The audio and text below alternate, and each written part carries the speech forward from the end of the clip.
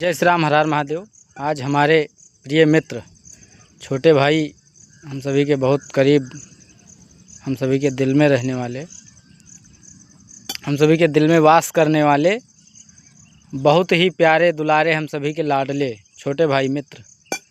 Kabaddi boy अभिषेक को जन्मदिवस की बहुत बहुत अनंत हार्दिक शुभकामनाएं, मंगल कामना, ढेर सारी बधाइयाँ। परमपिता परमेश्वर भगवान भूत भावन भोलेनाथ जी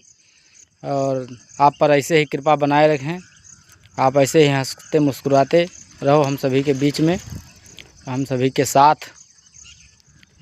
और मैं प्रार्थना करूंगा कि आप अपने जीवन में बहुत बहुत ऊंचाइयों को छुएं और पढ़ लिख कर एक सफल व्यक्ति बने